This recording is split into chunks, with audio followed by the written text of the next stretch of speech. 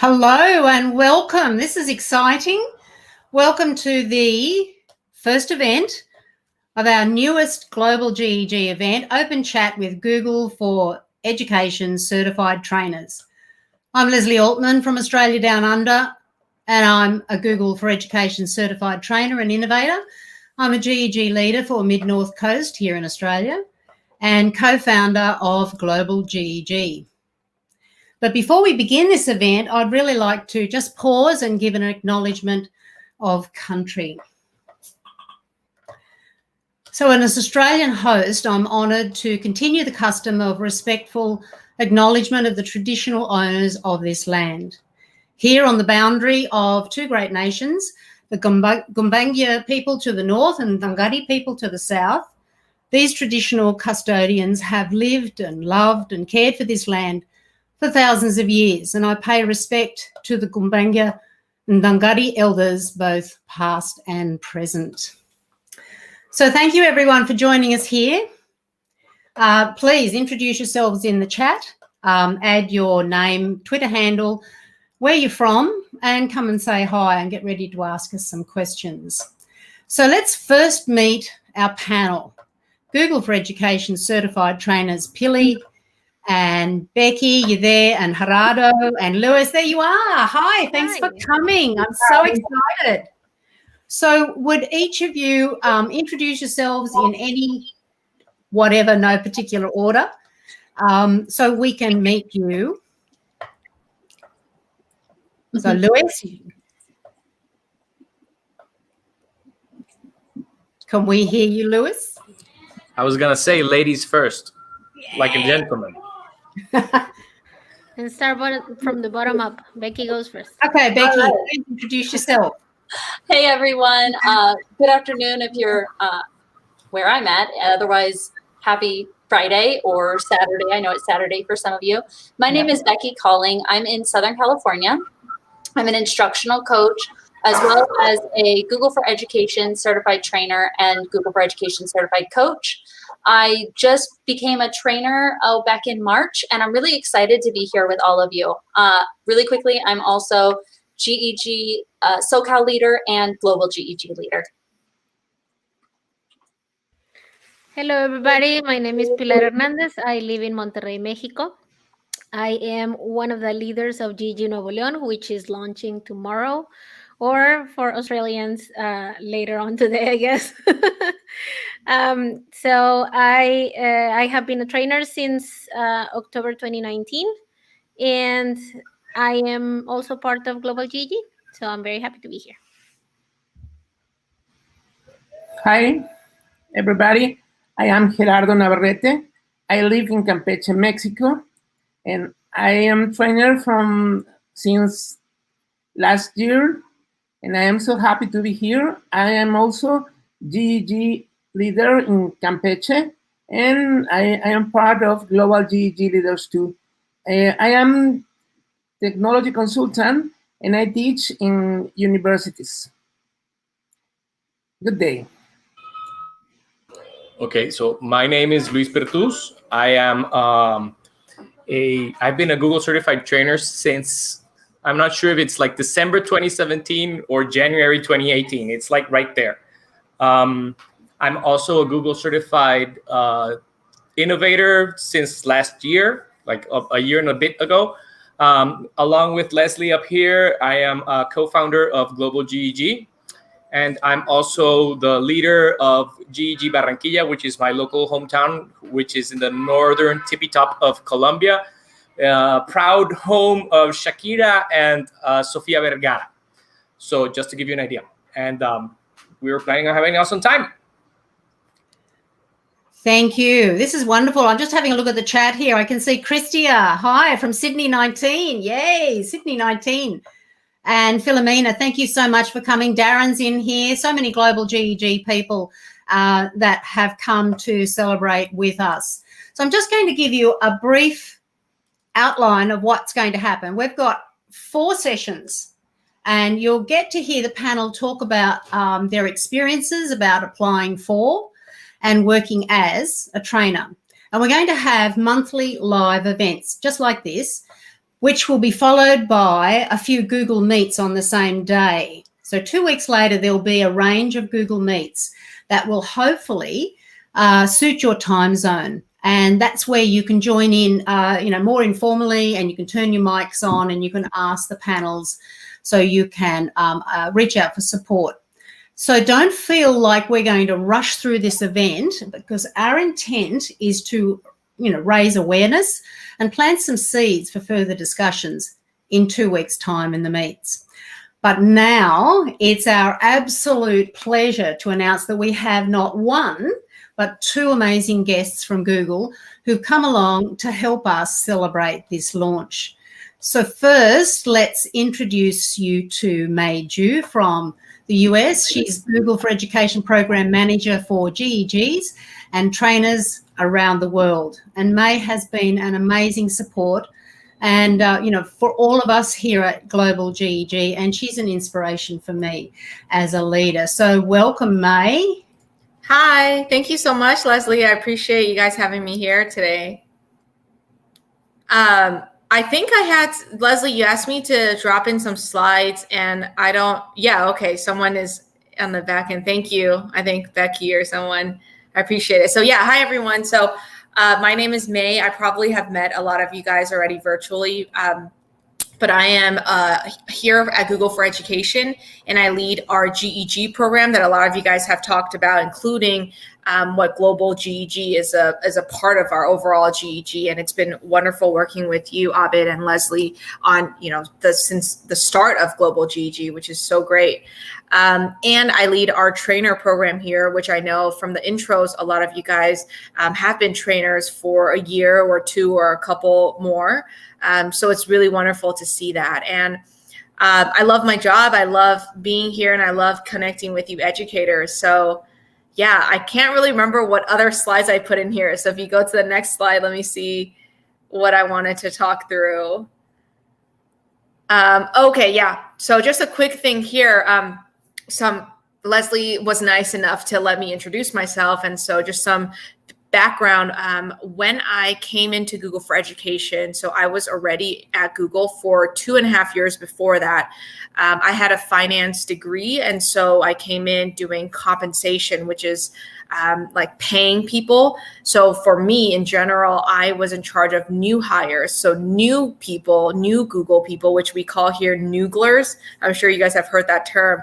I'm the person who decides how much that noogler gets paid. Obviously, not just like from my brain, but like from a set of rules and things that we do. So I was a compensation analyst.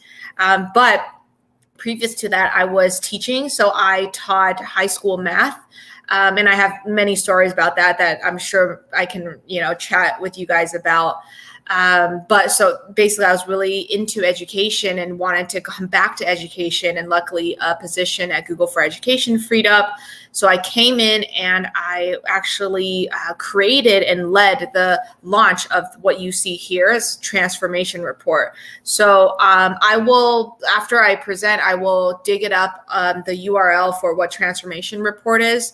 But it's more to cater to admins. So maybe like Abid would have seen it, but it's a report for schools to be able to track what their teachers and students are doing.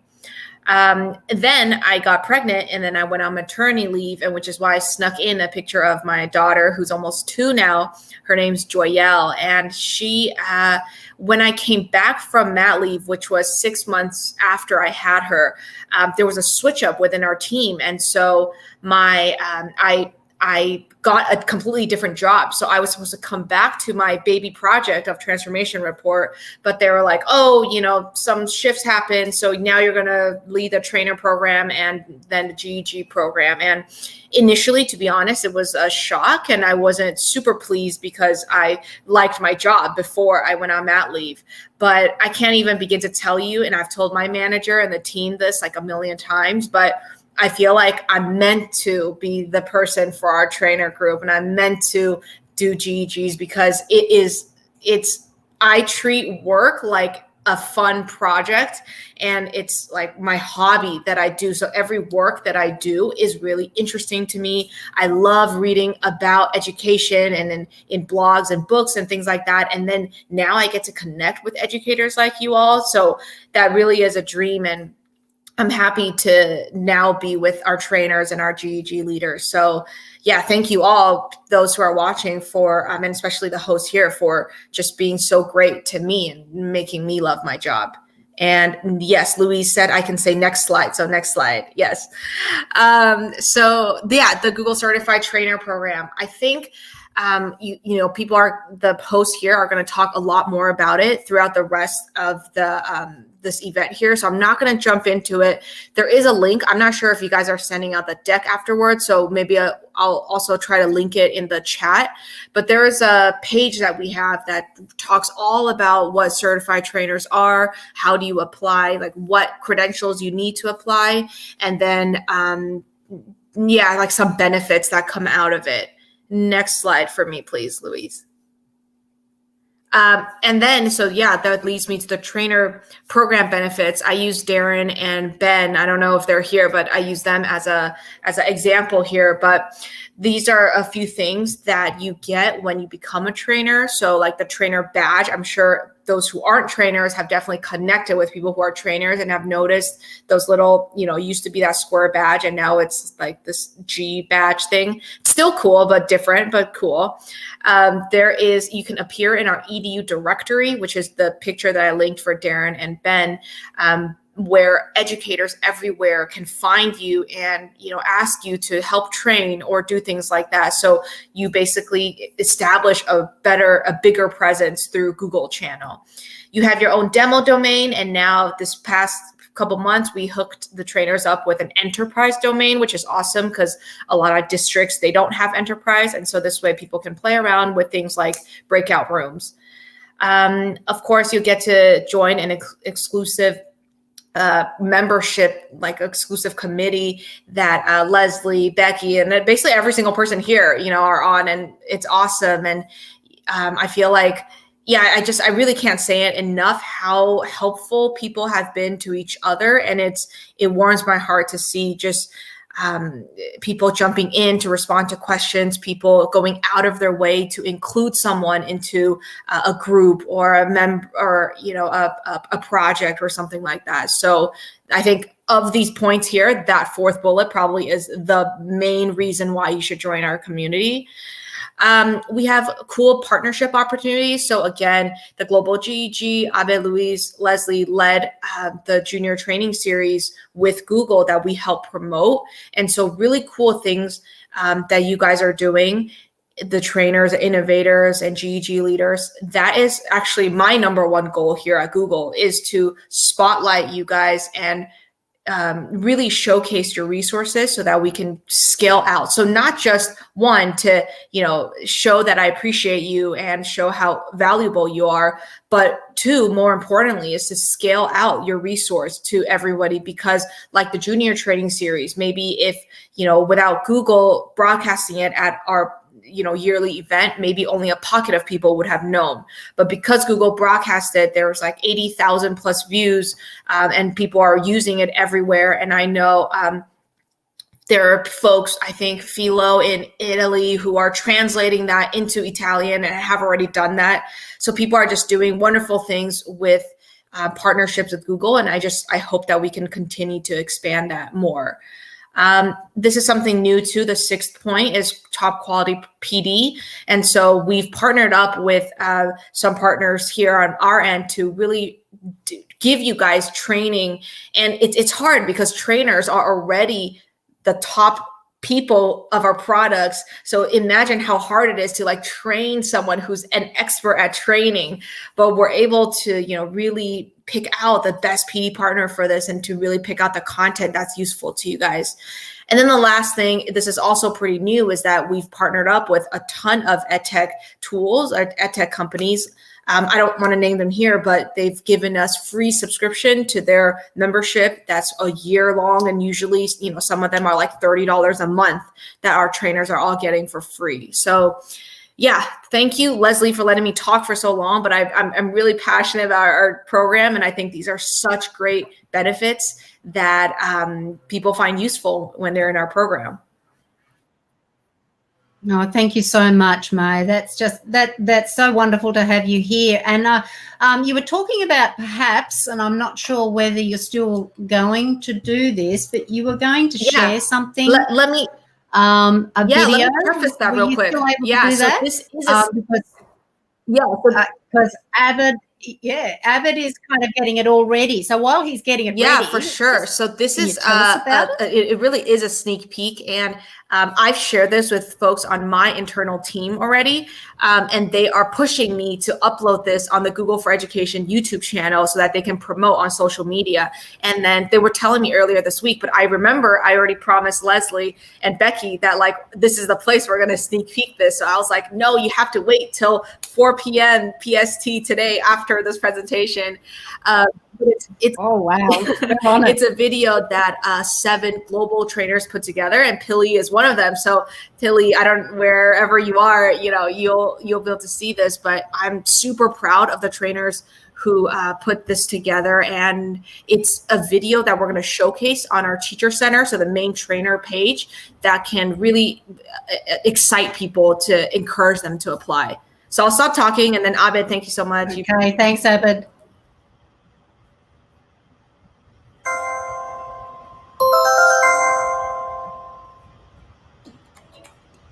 Hi, my name is Bill Vaca. My name is Chowan Judy Kim. My name is Kimberly Lane Clark. I'm Darren White. My name is Pilar Hernandez. My name is Al Thomas. I am Dr. Tiffany McQuay Thomas. When I was looking for the ways to meet my students and trainees' needs the best, visualize their thoughts and ideas, and amplify their joy of learning, no matter how long I have them in my classes. I first heard about the Google Certified Trainer Program from a colleague and was encouraged to apply to the program because of the work I was doing, presenting at conferences, workshops, and within my district. I would train teachers in small groups during our planning prep, after school hours, and during our district-wide professional development opportunities. I came to the Google Trainer Program as the direct result of our district initiative to increase the number of level 1 and level 2 Google certified educators. And the reason I joined was to help my fellow teachers take the most advantage out of the EdTech tools that I could show them. Our Google for Education certified trainers are the leading experts in using Google tools. Our community empowers other educators to learn and use Google tools to make their classrooms more efficient, improve student outcomes, and foster leadership skills. Do not fear the failure of the exam. Actually, I failed my first trial of a level 2 exam, and that experience made me more passionate in learning and teaching. Just pretend like you're talking to another colleague in your classroom.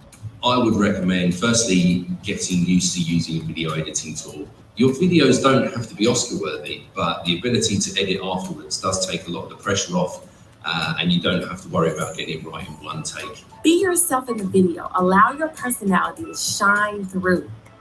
In your trainer application, make sure that all your documents and videos are publicly accessible. Make sure your level 1, level 2, and trainer skills assessment certifications are all valid too. For the level 1 and level 2 certification exams, our Teacher Center is absolutely the best resource for you.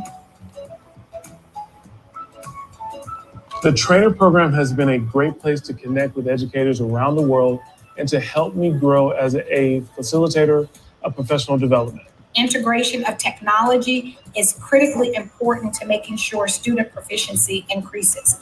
Having the ability to do that from the perspective of a Google trainer has been really important. It's enabled me to grow, and the certified trainer community is like one big family, and they will push you and support you in both your professional and your personal goals.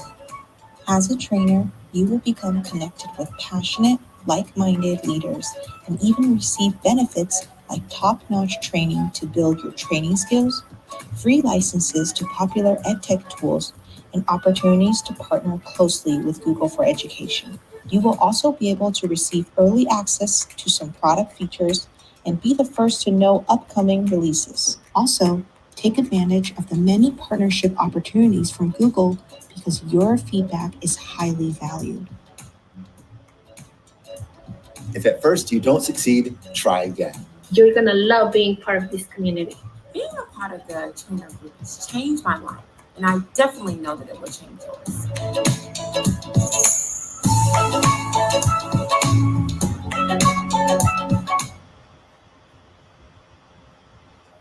How about that? We got to see it first. That's so exciting. Thank you so much.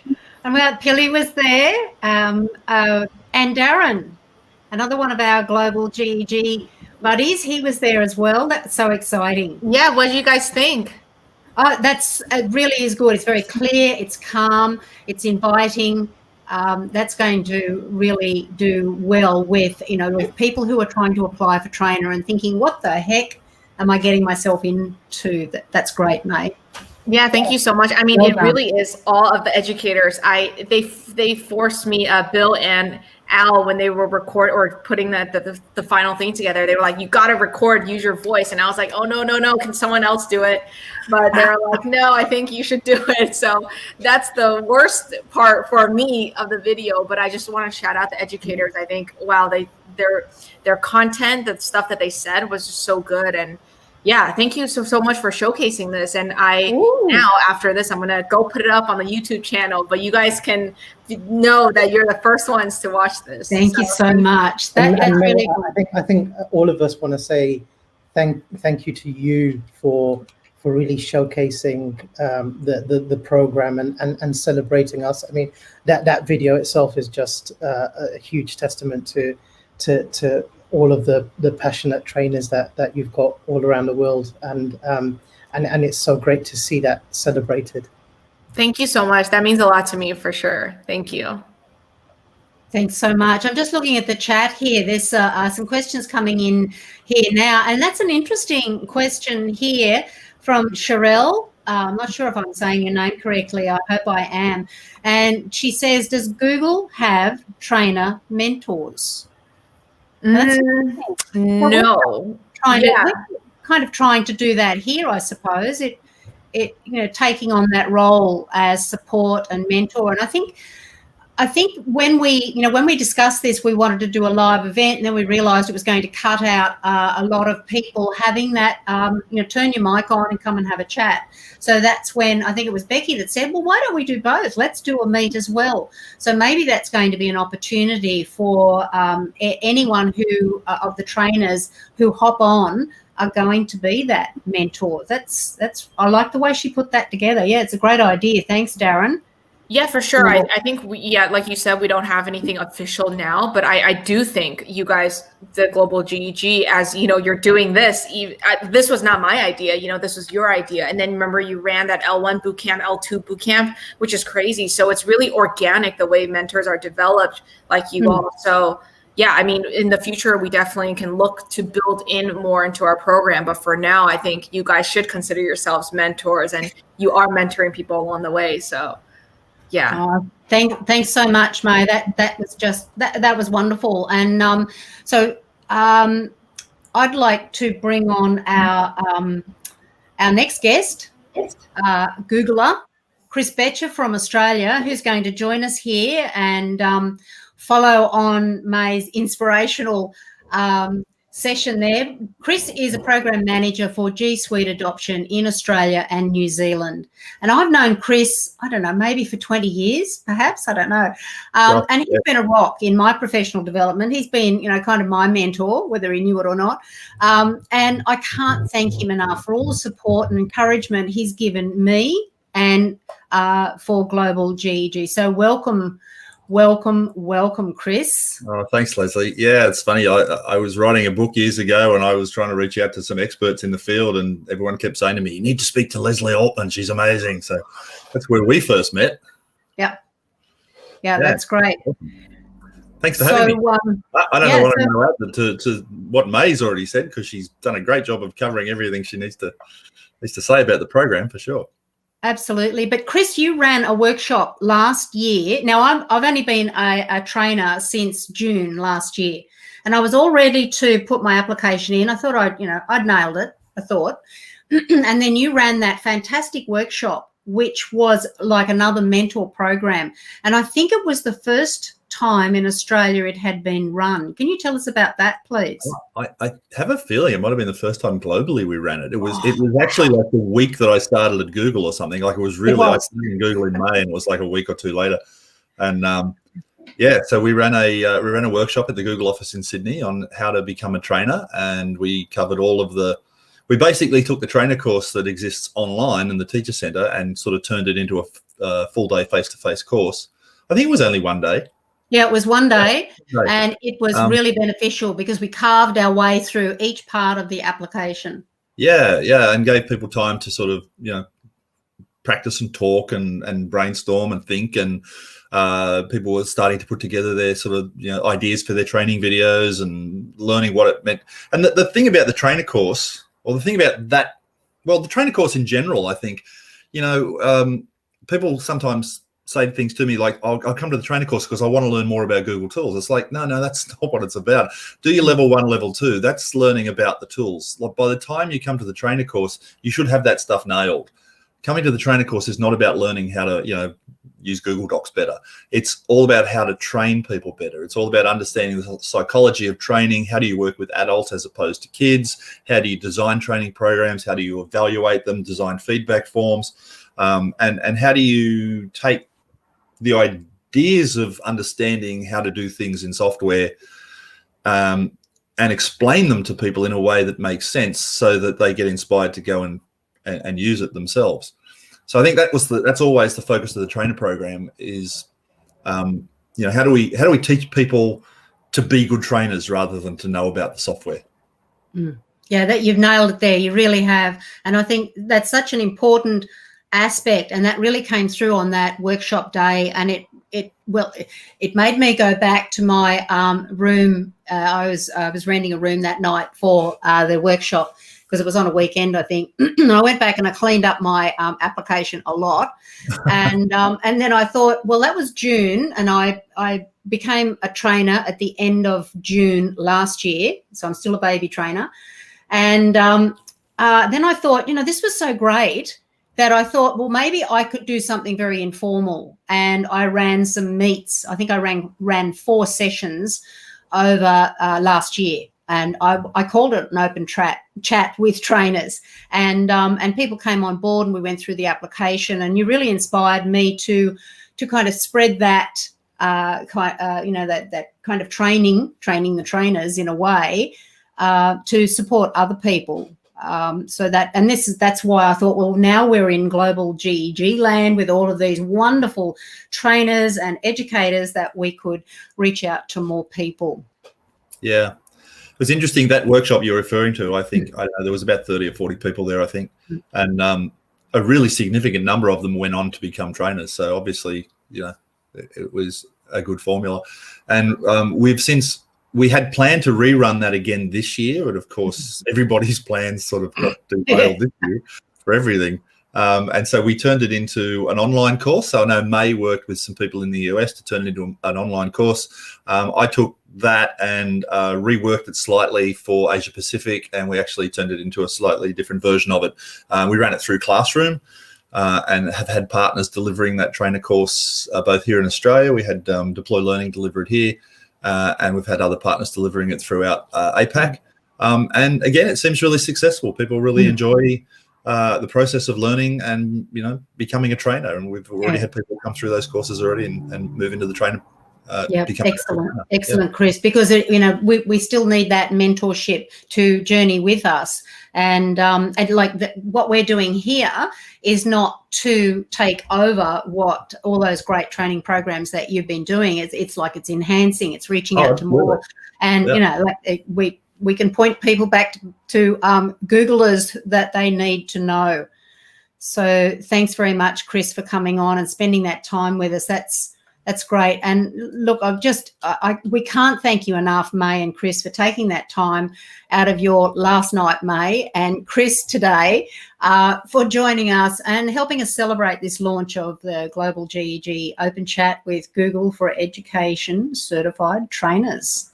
No So worries. thanks very much. You can stick around and see what mischief we're going to get up to. Thanks, Leslie, and all the GEG global team, because you guys do far more than we can ever do on our own. So thanks. Oh, thanks, Chris. You've been such a great support.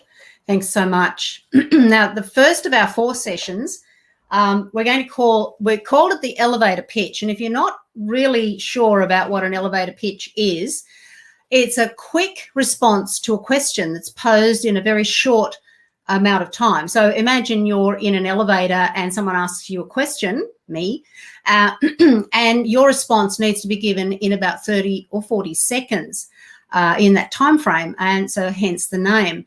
So I'm going to ride the elevator and I'm going to see who steps in first. Oh, Lewis, I'm so glad that you came into the elevator here. How are you? Leslie. Fine. Can't complain. So, hey, now we've only got about 4 floors here before you have to get out. But I want to ask you, did becoming a trainer impact on your personal and professional growth? Yeah. You know, there's this saying that they say that you dress for the job you want and not for the job you have. Well, in my case, it wasn't getting dressed. It was getting the title of certified trainer. It really helped me craft the position that I wanted at my job instead of the position that I had. Because I used to be like just a normal like computer teacher. And then I started helping out with a friend who's also a trainer and also an innovator and all that sort of stuff. We started moving our school towards G Suite. And then we did all that training and we took it upon ourselves to do it. And then we said, well, we already did this. We should get certified. And that's basically it. So we really crafted, it helped us craft the role that we wanted to have in school. Oh, that's so great, Lewis. And look, there's your floor. So I'm here in the elevator alone, and let's see who else goes. Pilly, hi, how are you? I'm so glad that you stepped into the elevator. I've got a question to ask you. Go ahead. Before you have to step out. So Yes. why be a trainer when you are a classroom teacher and not an administrator? Because some people are wondering whether they have to be an administrator. What can you say about that?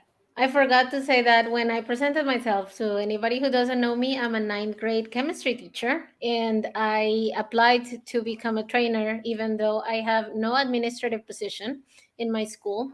But I have noticed that my fellow teachers prefer to ask a colleague like myself than to whoever is in charge of EdTech. So I wanted to have the opportunity and knowledge to help them out. I've always been good enough to share. Well, I don't want to say like I'm good enough to share, but like I'm very good at just like I find something and I want to share it out. And I thought that if I had the trainer position or certification mostly, I could gain more knowledge and have more opportunity to learn more so I could share more. So basically it was just to help out my friends, my friend teachers. Oh, that's so great. Thanks, Pilly. Thanks so much. And look, there's your floor. There's my floor. Thank you. This is great riding up and down the elevator. So who's going to join in? Who's stepping into the elevator now? Gerardo, how are you? Hi, Leslie, I'm fine. How are you? So, Gerardo, that's great. I'm so glad that you stepped in the elevator because I've got a question to ask you. So what was the biggest challenge for you when you applied to be a trainer? Oh, let me tell you, when I applied to be a trainer, I was CIO in my university. So I have a really, really heavy workload. And my biggest challenge were find enough time to prepare my documents and decide which training I will go to use for applying, and also the time for record my video. Really, my biggest challenge was time. But in my university, we were working to be the first reference university in Mexico. So many work, a lot of work, but really excited to be a trainer. I encourage some of our teachers, and I was the last one to apply for trainer. Thank you. Thank you so much. That's great. Gerardo, that's great. Shining a light on those challenges is really helpful for other people who are considering to be a trainer. And then, there's your floor. Bye. The floor. Bye, Leslie. Now, who else is going to step into my elevator? Becky. Hi, how are you? This is exciting. Got a question to ask you. In the application, it talks about googliness. And so what does googliness mean for you? How did you approach that in the application? You need your sound. Oh, all my Soundproofed excitement for saying elevator. hello. Yes. Okay. Thank you. There we go. We've got a weird elevator. No, all of my excitement, when I saw googliness on the application, I'll be honest, I was incredibly scared.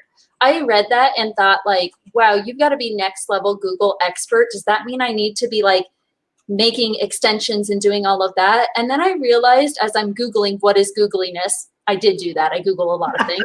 I realized googliness doesn't necessarily have anything to do with the Google apps and the Google products. It's what makes you stand out, what makes you you, and why should you be a trainer? So for me, it was the fact that I'm willing to jump in and help people out. I might not know how to do everything, but I'm willing to step up, give it a try, and think outside the box. Hey, we need mentors for this. So I love that I see in the chat, like, let's get us some mentors. Or we need a community of practice for this. Hey, let's pull that together. It's that, like, for me, I am the person who is ready to dive head first and see what can we make happen, which could happen with anything. It doesn't have to be Google. So it's just what makes you you. Absolutely. Thanks so much, because, you have been such a rock setting this idea together. I mean, I thought up these 4 ideas that maybe would be helpful for presentation, and Becky just dived in and she said, hey, we could tease it out here and we could do some more with it. So I really, really appreciate that. And we've had, so not only are we at the floor that we're supposed to be at, but let's have a look at the chat. There's a lot of questions coming in here. And Go on. Before we pull up questions, can I pull in the other trainers? Yes, please. Come on, pull them in. I'm having a look at the chat here. And how did you do this? We're on different floors. What do you mean we're on the same floor right now? Wonderful. It's magic. Because we are trainers and we have a bell. We can do anything. Just that. So if you were in the elevator, what question would you ask? Pop it in the chat if there is a question, because we're still building our momentum. We're still building questions and ideas that we can reach out and support you. So if you have a question, I wonder what it would be in the elevator there. There is a question around the videos, actually. It's from Dave, and he's asking, should I have someone do, I like that you call it a sanity check, but should I have someone do a sanity check on my 3-minute video before submitting? Such a helpful community. Oh, yeah. Yeah. The video part is really daunting. However, they're not asking for Steven Spielberg. You don't have to hire some cinematographer or anything. As long as your personality shows through and you're honest in what you do and you let your individual craziness shine, you'll do fine. Your googliness. Actually, I think that was the first video I ever. It took me about 3 hours. I had to record it several times, because when I was recording, a phone call or a meeting succeed, and it's absolutely your time to do that. It is so daunting when you think you've got it right. I had a bunch of plover birds sitting outside my window here, and she was screaming, at her babies right outside my window. I mean, like, go away. So but it kind of all came together, and that's really a good question. If you see someone here that you feel comfortable with, direct message them. Everyone's got their, oh, I haven't, sorry, their Twitter handle. And if you just want to build up that mentor relationship with someone, or come along to the meet in 2 weeks' time. So can I add to that really fast before we move on to the next one? I can tell you that all of us trainers, we have all had people send us videos regularly. And so honestly, I love it. I have no problem giving feedback on any video. And I know that's the same for all of us. And there are many trainers in the chat. Share your video. Don't be afraid to, because it's only going to help you grow. Yeah. And the worst that can happen is we'll be honest with you. That's the worst that can happen. And it just might be that little tweak that makes a difference and helps you. So that one of the last questions I want to attend to there, look, everyone here, that Philomena has said, it's gone. Thanks. How did becoming trainer change your PLN? There you go. Who wants to take that one on before we move on to the next session? Okay, sometimes I want to say people love to be trainers and they train their own people at their own school. But sometimes you'll also be contacted to reach out to other schools, because if you appear in the in the directory, people might call upon you.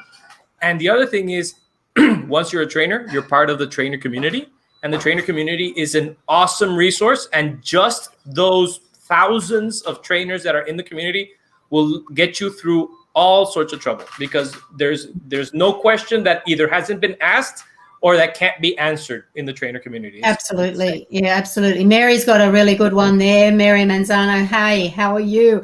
How long did it usually take to prepare your trainer? Well, it took me about 6 months because I got interrupted. I started it, stopped it, and then I came back to it. And no one at Google was upset, I can tell you that. It's not that I couldn't get it done. It's just that I got detoured. Mine was a bit different. So we're all going to be on very different paths. Yeah. Mine took, after I had level 1 and level 2, took me about 2 days. And it's only because my job was training everyone on technology for so long. I had so much feedback and so many forms that I actually ended up having everything ready to go. So we're really on different paths. 2 days, 6 months, some people 2 years. There's no timeline. I actually remember doing my level 1.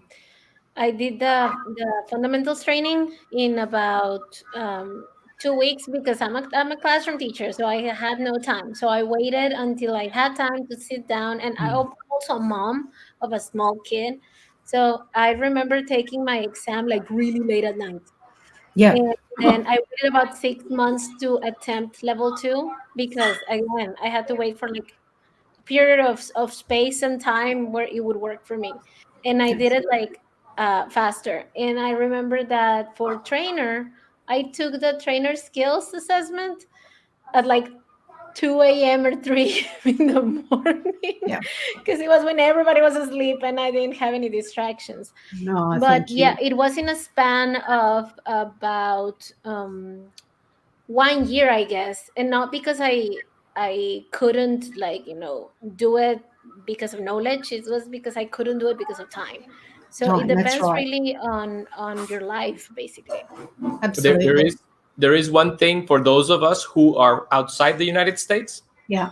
The trainer assessment test is a little wee bit US centric. So you will have to learn about COPA and FERPA and HIPAA and all those weird things. So acronyms, yeah. If you're outside of the States, bone up on that. Have yourself a cheat sheet just so you know which one does what. That's what I did. Okay. Absolutely. So there's some questions coming in here now that are going to lead us really nicely into our next session that we've called the Spotlight session. So this will focus on a case study that's required for the application. And don't forget, if you come and join us in more the informal meet sessions, we'll be able to say, turn your mic on and explain what you mean. So this Spotlight session, as I said, is going to focus on the case study. So I'm going to invite, informally the panel to respond to some of the questions, and some of them are in the chat already about the case study that you find yourself having to get together for the application. How do you differentiate for teachers? How do you collect feedback from teachers? And who actually, and I'm asking the panel to talk about, who do they actually train? Are they training people in person? Like normally, do you train people in person or virtual? I do a lot of training virtually before we had to go virtual. Do you train people in your GEG groups? So I'm going to ask the panel to start informally, and in the chat, you answer some of those questions as well. Who do you train already? You don't become a trainer to train. You are a trainer, and you are gathering skills and gathering community. So it's up to you, panel. Who would you like to start first? Spotlight a session. Pilly's ready. Yeah, I started with like literally my friend at school, the one, there's always a teacher you hang out with the most. So I started with her, with helping her out, and I don't know what happened there. I started helping her, and then other people, like I found this, maybe I saw it for math and I was teaching something else, and maybe you can use it, and so on and so forth. And then when I was preparing to become a trainer, like actually preparing for Google training, what I did was I asked human resources and the edtech person in my school, Marcia, hi. She's my co-leader, Gigi Nolan, one of them. So I asked her to please give me a session so that I could train people. So I trained the girls and ladies that are or were the kindergarten teachers of the school. And they needed to prepare also for their level 1 certification, because the school wanted to apply to become a reference school, which we are. And yeah, so I gave that training, and it was like 2 or 3 days training, I don't remember. And I prepared my evidence with an exit ticket, Google Forms. I gave them like a pre forms to tell me how they were, and then at the end how they felt at the end. And that was actually my evidence for the application. Thanks, Pilly. Thank you for that. Who else would like to spotlight something about the case study? Who else would like to go in next? Lewis, you ready? Well, I used to be that guy at school where people went so that I do stuff for them. And part of the whole push I've done into training is I'm going to sit by you. Well, not now because you can't, but I'm going to sit with you. I'm going to hold your hand, and I'm going to help you learn how to do it. Just not doing it, not do it for you, because that's not the idea. I don't want to be the person people run to.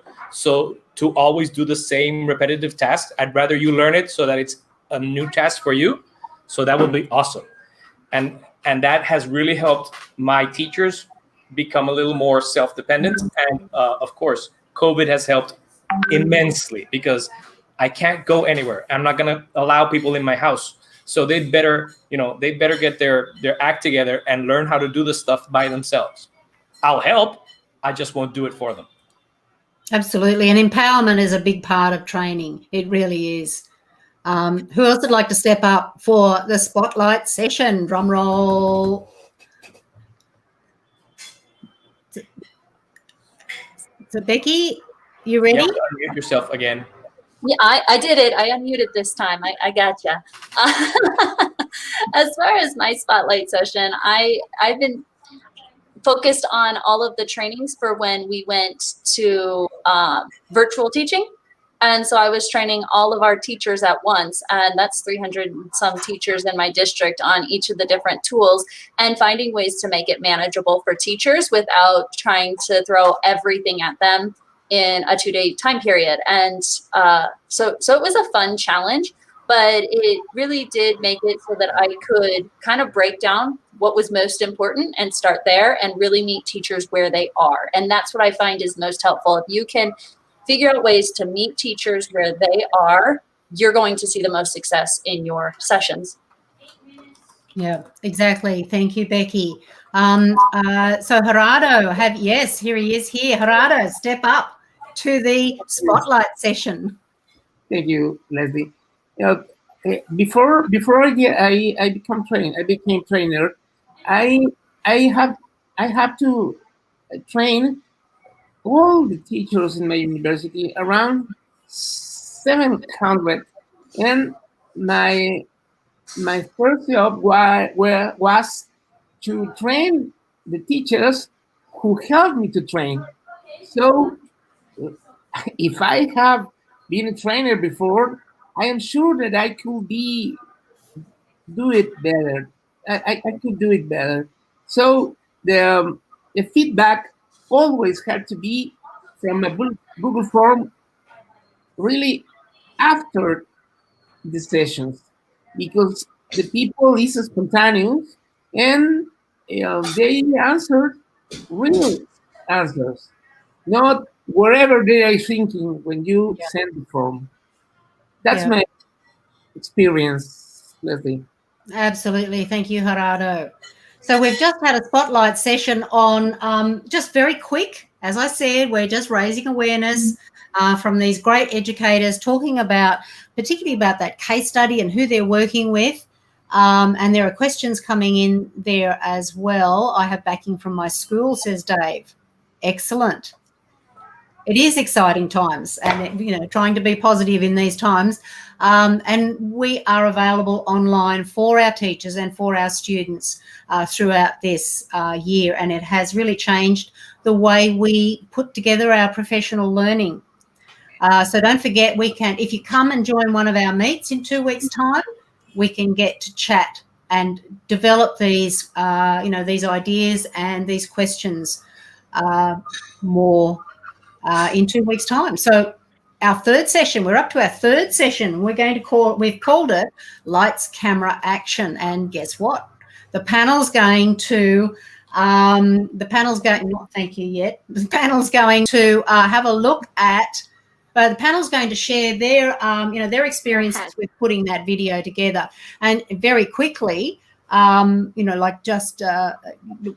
seems to be the biggest hiccup that people find. It's a barrier, and it really doesn't have to be. It just needs to be, talking to the camera as if you're talking to a group of people and sharing that. And yes, it just really doesn't have to be a Netflix original. You know what, Leslie? I think the problem is that we don't like to be on camera. And we've been fighting that, especially now with COVID, with like the Zoom calls and the Meet calls. We've been fighting over that. And I think the more that we're going into this pandemic, the less people will be afraid to record themselves. But I think that was, at least for me, my main issue. Being on camera was uncomfortable. And that's why it takes like some time to get used to yourself. It does. And I know when I'm working with teachers, they'll say, oh, no, I don't like to hear my voice and I don't like to see myself on camera. And I've had to really break it to them that, it was an awesome moment for me to realise that that's actually what I looked like and sounded like. You just have to get over that. You just have to come to terms with it, honey. And it can feel a bit daunting, very daunting, actually. So anyone else got a tip or share an experience for their video? Here we go. Gerardo, let's ask Gerardo first. Before Gerardo, I don't mean to interrupt everyone. I have to hop off, so I want to say thank you, but I will be on for the next session. Becky, I love you all. Thank you. Thank you. Right. Okay. So Gerardo. Yes, thank you. I told you that I haven't enough time to do that. So my video, I was really stressed about recording, because the next time I did it again and again, and my stress kept my eyes closed. I didn't see my camera. I always keep my eyes to the desk. And when I saw the results, I just laugh and do it again and do it again. Until, if you see my video, wherever I have the eyes closed, They are like lines. You can see my eyes. Yeah, and it's like we just kind of keep, we see all these issues in our video, and then then we have to realize that it's the content, it's what we're trying to provide. And I know, Lewis, I think you did yours about 60 times. No, that was Innovator. Oh, that was Innovator. I have like the other one. So you got better. For Innovator, I have like I'm not exaggerating, around 50 different takes that I did. Yeah. This one was a little more. I had already done the test. I had all my tests because I actually started level 2 first, and then since I wanted to become trainer, I had to go down to level 1 so I could do the assessment, and it was awesome. And then one of these days, my buddy Federico, who's also a trader and an innovator before me, he said, "You know what? Just do it. Just go ahead." And give me 1 second. I can show you my video because I have it right here. Oh, right. There you go. And, I can make fun of myself because that's fun. We're rumbling the vulnerability here because we're starting to share. Definitely. We're starting to share our videos. So, Lewis, you're going to pop it in the chat there, are you? So, no, I'm gonna do worse. I'm gonna play. Okay. So first thing you're going to notice, and this is stuff that you can do it, but I got in with this. It's not that bad.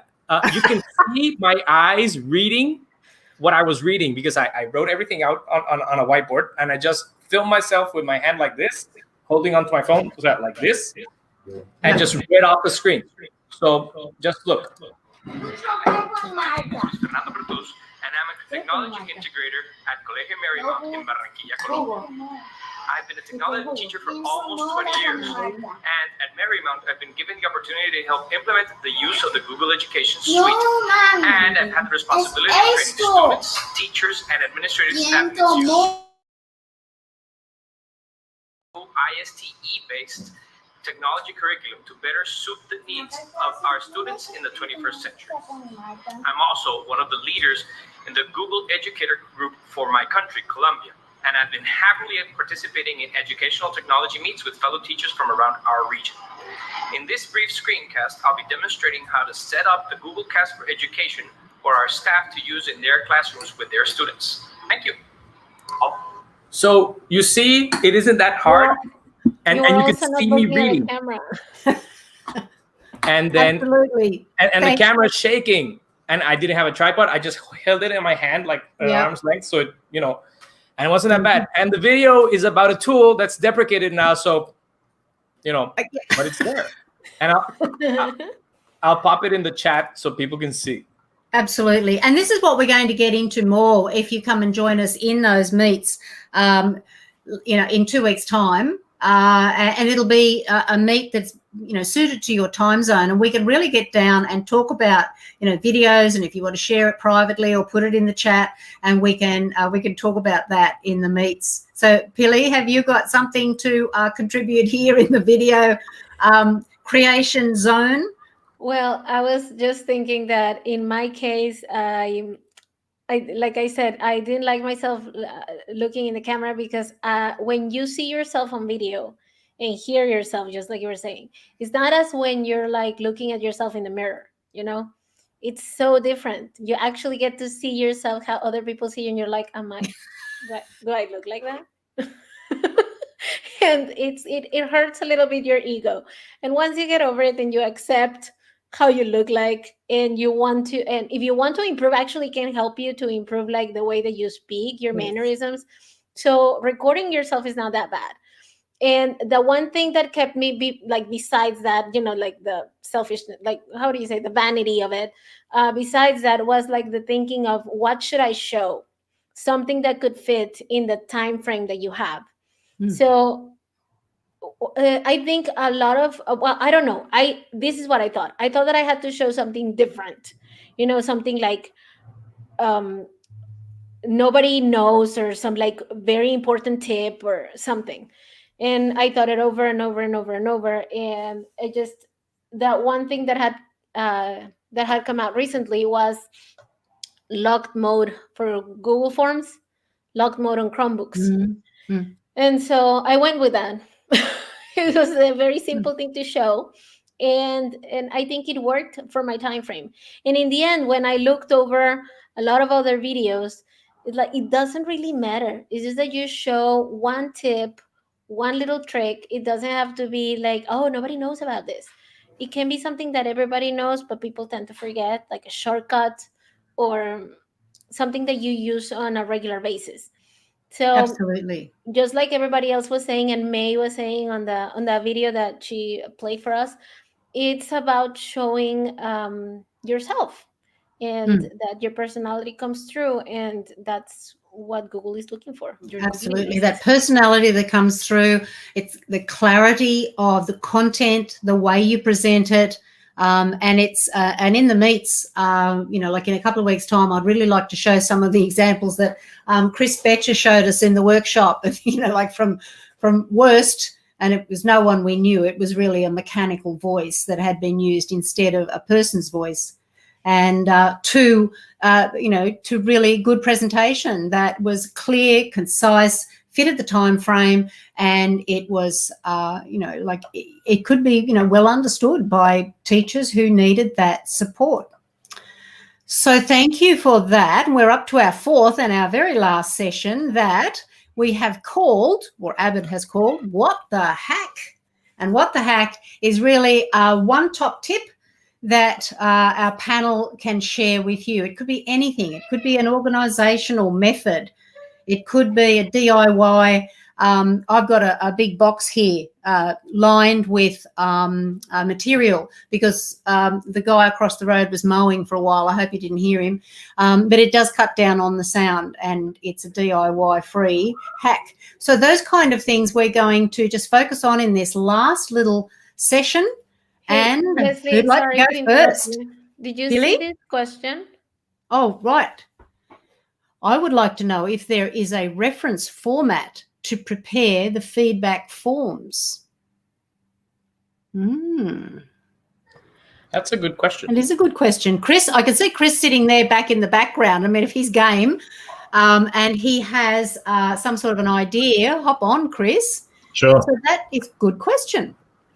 Yeah, I'm just trying to find it in the chat so I can read it word for word. Put it back on again, please. Yeah. Whoever that handy person was.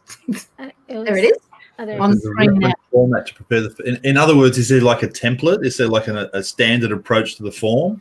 I think that's there isn't really, and I probably wouldn't recommend doing a standard form because every training is slightly different, and the questions you want to ask are probably going to be slightly different, and every audience is slightly different. But that said, there probably is some common things, like you want to know, their name, their email address, their contact details. You want to know, generally speaking, in a feedback form. It depends whether you're doing a pre-form or a post-form. In a pre-form, you probably want to ask where their current skill level, where they perceive their current skill level is on certain things. And in the post-form, you want to ask the same question again so you can see if there's been growth. And what you typically expect is in the pre-form, you'd have a skew towards the lower end of I don't know much about these things. And in the post-form, hopefully, if you've done a good job, you should see a skew towards the higher end where now they know more than they did when they started. If you're training on a specific tool, you probably want to ask specific questions if it's a more general thing. So, yeah, I don't think there's really a template as such, but there's probably, she's probably right in saying that there is probably a few standard things you probably want to get to, even if you ask them in a particular way. I remember that I found, like, I think it was during the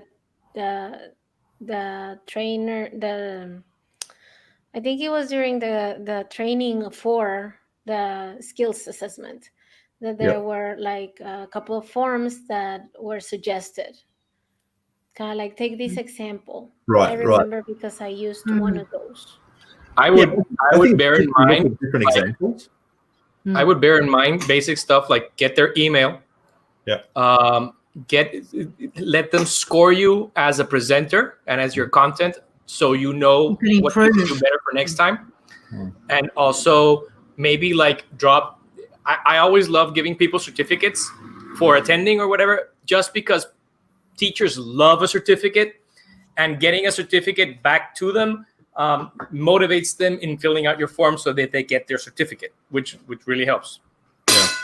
I would say rather than give someone kind of a standard template for feedback forms, the better solution would be to give someone a collection of feedback forms to look at so they can see a variety, and then they can pick and choose which bits will work for them.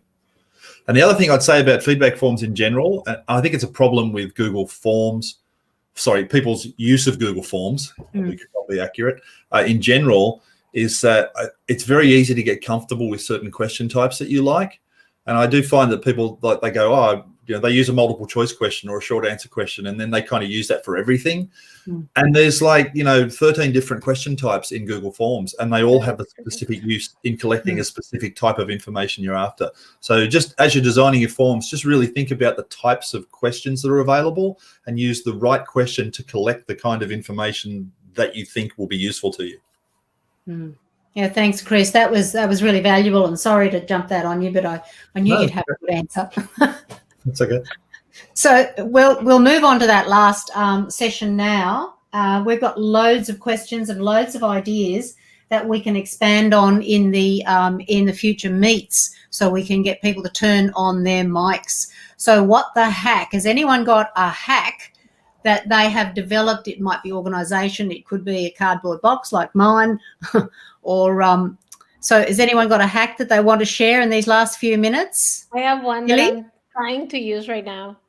I have a very, very small ring light because I'm like so not a pro at this here. So I bought it like recently, and I wanted to make sure that whenever I record a video, I'm like well illuminated, and it works really well, but I wear glasses. Yeah. So recently I found Jen Hall. So shout out to Jen Hall. That she also wears glasses. She turns it around and has like a reflection surface. So depends on the camera. In this computer is not working very well, but you actually turn it around, put it on a like white piece of paper, and it acts as a reflection surface to get indirect lighting. Yeah. So that will be my hack. That is so cool. Yes. Shout out to Jen. Yeah, absolutely. When Jen showed her setup, I messaged her and said, why have you got your ring light facing the wall? And she said, because I wear glasses and it shows up. And then Pilly's just taken it to another step. Yeah, further. to the poor person step. Even if you don't wear glasses, though, like a ring light close to your face, depending on how close you are to the camera, you end up with like the circles in your eyes. It actually makes you look like a werewolf with these sort of circular eyes. Absolutely. Yeah, you've got to really position that light. So anyone else have a hack as we are pulling this to a close? Who else has a clever idea? Luis has one. Luis. The little one that he showed. Yes. Well, no, I love this tool called Autocrat, and I can't help but use it. But I use it for every time there's a form, there's a feedback, there's like a certificate, or people get something back, and it looks supremely organized, and people really appreciate it. And all it is a spreadsheet. And my drive might look like a mess, and there's like certificates all over the place, but to people who receive them, they think I'm the most organized person in the world. Lewis has saved us so many times in Global GEG with his Autocrat methods and organization, and we'll say, can you take this on? Can you organize this? We've got like 250 people who need a response. Yep, fine. So it's really, really great. Hey, Leslie, it's not really a hack as such, but it's a tip, I suppose. When people are making their videos, like when you go into that video making process, start with the mindset that this will be the first of many, many takes. Because I think people go into it thinking, I'm just going to record my video. And then when it doesn't, and then they think, oh, that wasn't very good. And then they get frustrated. But if you go in there knowing that, like, you're probably not going to get this right till at least take 10, right, then it just changes your mindset. Definitely. Yep. Good tip. That's really good. Okay, so Gerardo. Yes, I want to share my hack.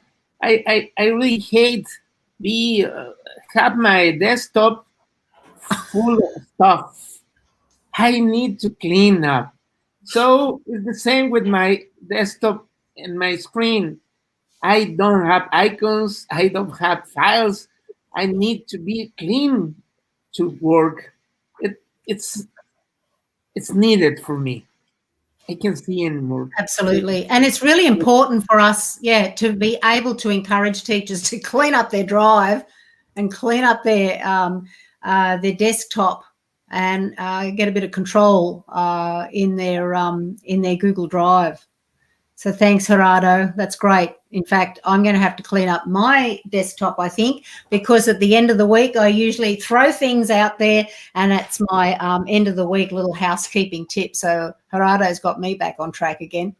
That's the best thing about using a Chromebook. You can't put stuff on your desktop, so it has to be clean. I don't know what the people are talking about. I was just writing that out in the chat, and then you verbalized it through magic. He's got it in there. So this is going to bring Mac everything. allows you to put it Mac allows you to put it all together, right? Like I have all my screenshots in like one pile, so it's like neatly on a corner. Yeah, absolutely. Yeah.